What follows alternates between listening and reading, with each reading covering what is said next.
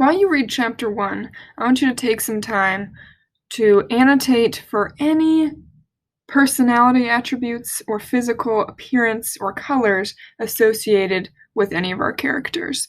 So specifically the characters of Nick, Gatsby, Jordan, Tom, or Daisy Buchanan at this point in the novel.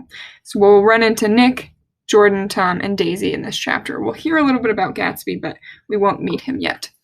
So while you're reading, here's what this might look like. Now, you could have sticky notes next to you. You could have a notebook paper next to you. You could have a Word document open if you're doing this with the PDF, whatever works for you to make a few of these annotations. So as you're reading, when you come across one of the characters, here's what you might do. So the front was broken by a line of French windows, glowing now, with reflected gold and wide open to the warm, windy afternoon, and Tom Buchanan in riding clothes was standing with his legs apart on the front porch. So I know that we're talking about Tom here. So I'm going to be paying close attention and maybe jotting some things down as I read. He had changed since his New Haven years. Now he was a sturdy, straw-haired man of 30, with a rather hard mouth and a supercilious manner.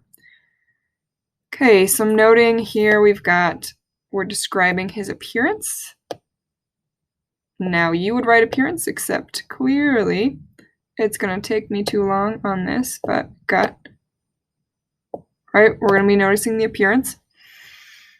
Two shiny, arrogant eyes had established dominance over his face and given him the appearance of always leaning aggressively forward. So some other words that I'm noting that are associated with him. We've got arrogant eyes.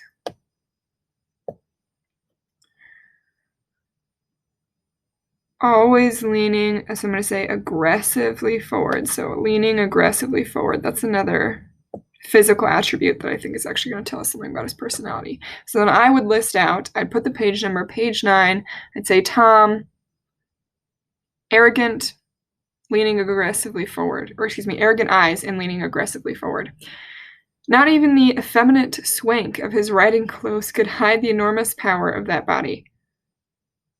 So I'd say enormously powerful body.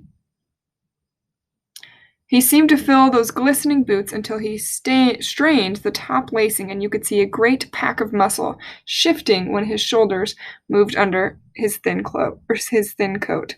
So again, we're having that he's a muscly guy. Great pack of muscle.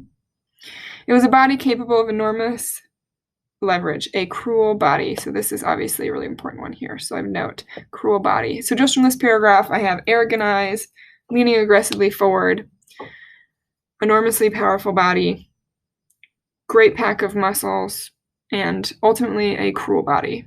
All of those kind of leading up, and we'll use those when we get to class to think about what that says about his personality.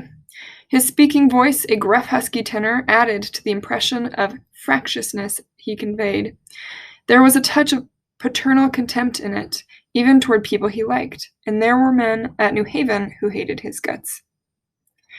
So I'd keep reading here, marking some of those pieces. Now you'll notice this isn't all going to be just physical attributes and personality attributes. You might also note if they say something that you think tells them or tells you about their personality, you'd note that. So, for example, we talked for a few minutes on the sunny porch. I've got a nice place here, he said, his eyes flashing about restlessly.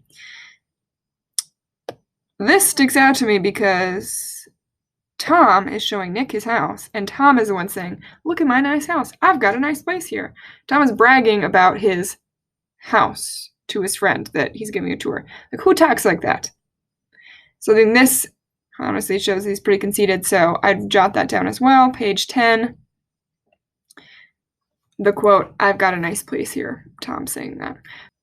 So keep track of that as you read through this chapter, and I want you to identify 5 different examples of this in this chapter. So as you can see from what I just looked at, I've got maybe 3 or 4 already. So each one of these would count as 1. So you want 5 in total. You don't have to have 5 per character, just 5 in total. You could do them for any character. You could break them up over different characters, but have 5 in total. Have those written down on a sheet of paper. If you do it digitally, print it, or have it on sticky notes. I don't care what you have it with, but we're going to use it when we come to in-person learning next week. So make sure you bring that to class 5 of those personality attributes, physical appearances, or things that they say, anything that tells you about their personality.